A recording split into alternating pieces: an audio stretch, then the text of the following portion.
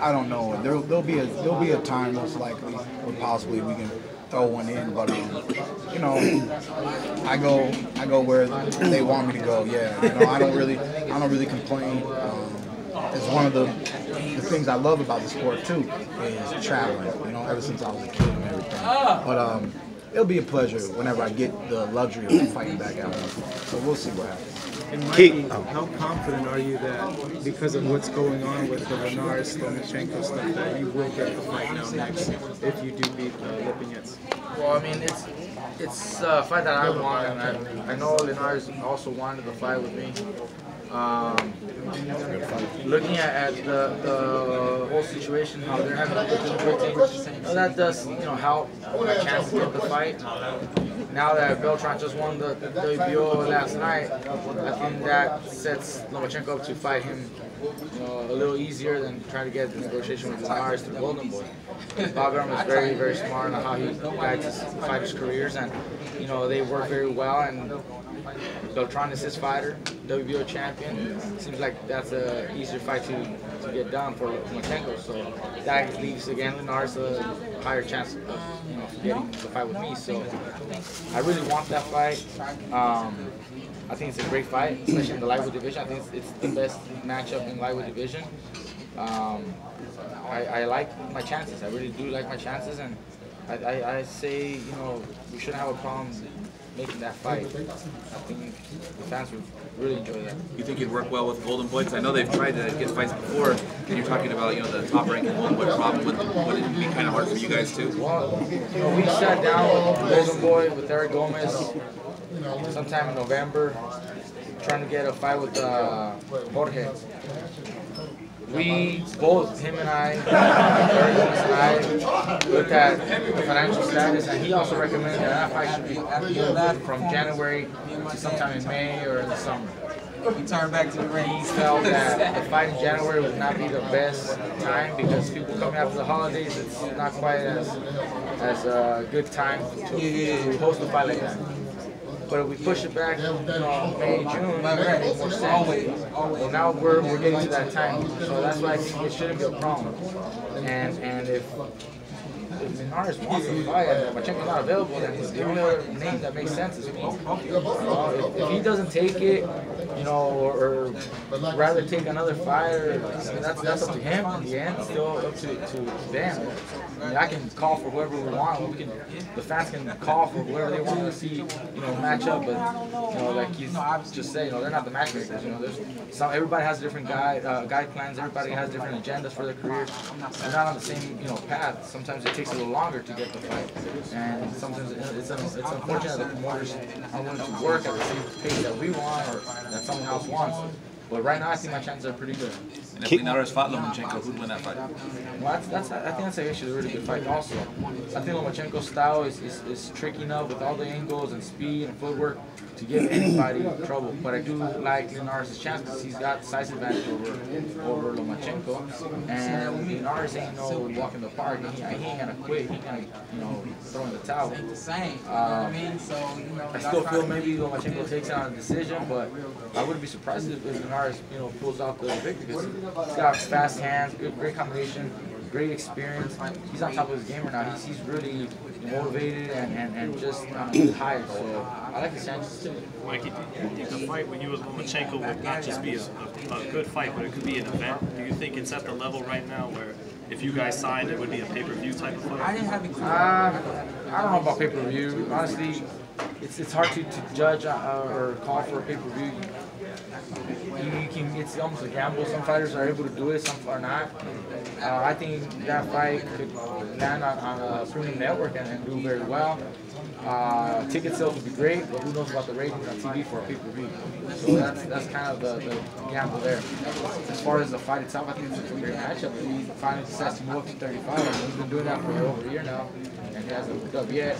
Now that Beltran's champion, I think he's moving up. What do you and Keith think about pay-per-view going forward? Like, is it becoming a thing of the past, or is this still something you aspire towards? Or what do you guys think about the pay-per-view landscape?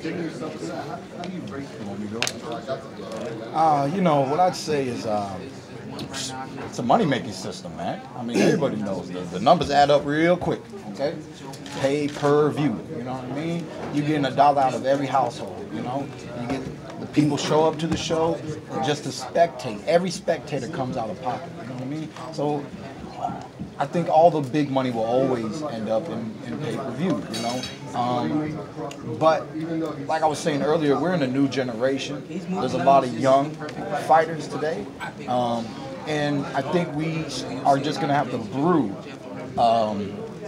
get to a point of having the fans understanding, like, dude, this dude's at the top. He's been at the top for a long time, this and that. And then there's this guy over here. And then slowly but surely, I think we can make some mega fights. I don't think it's going to, it's, like you said, it's a risk. So you have to be very strategic about it. I mean, it has to be the proper fight. Otherwise, it's going to be a dud and it's not going to satisfy anybody. And we definitely, every fighter, we want to be satisfied. You know? I mean, we work hard. Now, Keith, last night you were at the All-Star event, Michael Jordan. I'm not sure if they asked this question, but you met Terrence Crawford last night. Yeah. Any type of conversation, any type of dialogue? And the second to, how soon do you think after 2019, Terrence Crawford, quite possibly you and get in the ring? Well, you know, there's no crystal balls out here, man. There ain't no real future predicting. Y'all just like to do it because you're too impatient. You only fight once a year, Keith. So we got to. No, I'm trying to fight twice this year. That's a big thing I'm trying to do, is to get a little bit more active, you know, and break that one fight a year tendency. But when he's in the mix, and he's really in the mix, then they can start throwing out negotiations on what to do. Does he want to go after Keith Thurman? Is he going to go after Errol Spence? Do they fight each other? You got 2 belts on one side. I already got 2 belts, and then you get 4 belts. That can happen real quick, you know. So that's the thing about the whole futuristic and prediction game. You know what I mean? You see the pieces, and you're like, oh, it can do this. It can do that, you know what I mean? But you don't know how it's actually going to play out because that's boxing. You just got to take it, you know, fight by fight, month by month, and then when you're watching, you take the fight round by round, you know? Keith won't say it, but it's not a fair statement to say Keith fights once a year. It's idiotic, to be honest.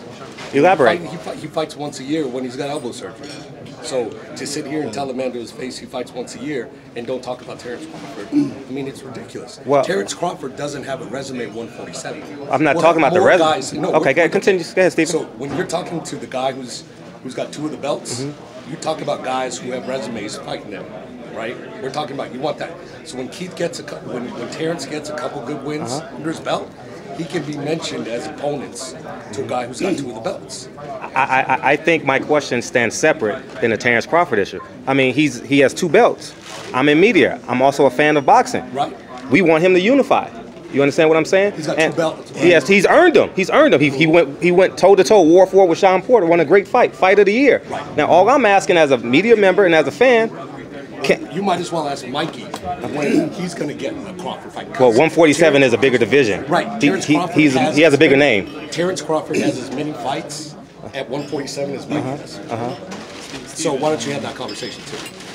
Stephen, how's it ever going to be possible to make a Thurman Crawford with obvious promotional potential? I'm actually not so worried because you're talking 4 or 5 down the future. There's a dance card full of guys who have fights and have resumes at 147 who are waiting in the wings. There's one guy sitting over here at the next table.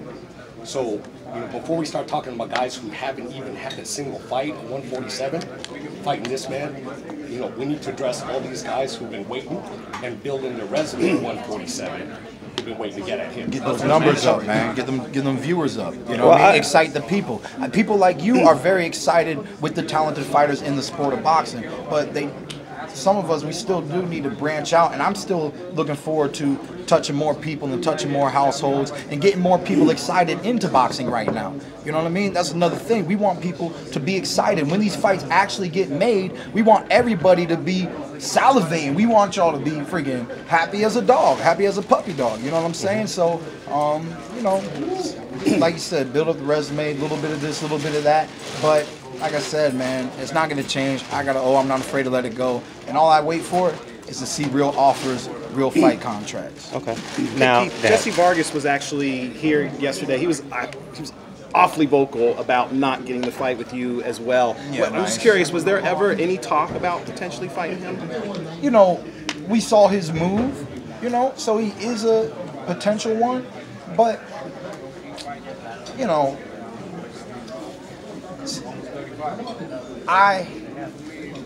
I'm cool with the fight, right? But I've never suffered any, I've suffered injuries. I've never been through a surgery, right? And I've just been advised by my team to not force yourself into anything, right? Beating Jesse Vargas isn't gonna prove something brand new in the welterweight division for myself. You know what I'm saying? With his losses over Timothy Bradley and Manny Pacquiao, smaller dudes, you know, and he's just now at 147 right now. Anyways, his fight, in my opinion, I only watched a few rounds and then I went home. You know, saw him winning and not really opening up and trying to get the guy out of there, and he was throwing a lot of jabs, but he wasn't landing them, and that guy just had simple pendulum head movement, you know. So, you know, obviously, I saw somebody I can beat, you know, but I was advised to take a different route, and we're just gonna do that right now. He said that you called him a tune-up, though. Is that true? A possible tune-up. Yeah, but like you referred to him like that's what he is, a tune-up, and that's I guess what. No, so what kind of happened was they were saying like. In the real conversation of whoever I was actually talking to, right? In the real conversation, what happened was they were saying, I was saying, well, you know, possible Mike Garcia, and I said, you know, possible, and they go, well, Mikey's not really a tune-up, and then I just looked at him and grinned and said, oh, he's a tune-up for me, you know what I mean? Like I'll handle that, you know? Yeah, I'll handle that any way it comes, you know? So it was, you know. That's the wording that ended up playing out. You know, I mean, it ain't the first time I, you know, talk a little shit or get under a fighter's skin or offend them a little bit. That's what we do. That's what we do. You know what I mean? You know, welcome to 147. You know, you got work to do, and if you see me, you're gonna fail, boy. You know what I mean? So that's easy. You know, I say that every day of the week. Mike, you have to fight at 140. I mean, I'm sorry. It hasn't changed, man. I'm just more into myself. I have so much more confidence into myself. I got here for a reason. I haven't fallen off. So, you know, I'm here for a reason, not a short season. You know what I mean? And I don't know who's going to beat me. And if somebody beats me, they beat me. You know what I mean? This is boxing, baby. Everybody can lose, you know? Anybody can lose, you know? What do they say? Football any given Sunday, you know what I mean? But the way I show up, the way I prepare, my IQ, everything I know, when I'm coming into the ring, it's like you fighting a professor, man, you know? So, you know, I ain't worried about any of my competition, even the ones that you guys are getting real hype about. I'm not worried. I know who I am as a fighter. I know who I am as a champion. I know many fans love me and love what I bring to the sport of boxing today. It's all about the now. Yesterday is yesterday. Floyd is yesterday. Pacquiao is yesterday. Keith Thurman is now. You know what I'm saying? Mikey Garcia is now. Lomachenko is now. Deontay Wilder is now. You know what I mean? And I'm blessed to be where I am, and I'm going to hold it down now. Feel me? Mikey, that fight, you went 12 rounds at 140. Later in the fight, did you have to like dig deeper just because it was a bigger guy? And are you going to train any different for this guy at 140? When we first entered training for Broner in the summer, we knew we had to prepare a little different because we are fighting a bigger man. Even though he was also 130, 135, but he walks around a lot heavier and naturally he's a bigger man. So we had to train a little different, bigger sparring partners, of course. But the strategy to the fight was to pick up the volume of punches as the rounds went by, just to secure the victory, secure each round. We were never looking for a knockout. If the knockout would come or if I would hurt him, you know, I would try to take a match, but that was not the goal. The goal was just to make sure that we won every round convincingly, and that's why we had a strategy to pick up the volume of punches. And if you see the punch count, we just did just that. As the rounds went by, I picked up the volume and made sure that I secured the victory that way. He's very strong. He's very gifted, fast, talented, reflex, defense. He's got it all. So we have to be very careful on So how do we you have fight. to do anything different at the same weight that you thought you might not have done in training last time? No, see, right now for this camp, I know I'm fighting a bigger man as well, but strategy is a little different. I'm not fighting Adrian Broner. He doesn't have the same qualities or skill set, but I still have to be on top of my game. I still got to be fast. I still got to be sharp, combinations, and we do train a little different for each fighter. You know, we organize a game plan according to the opponent, but I think I'm well-rounded in different ways that I can make adjustments also inside of the ring in case I need to on fight night. Francis, do you see yourself fighting Mikey anytime in the future? Te miras peleando For a contra belt, Mike.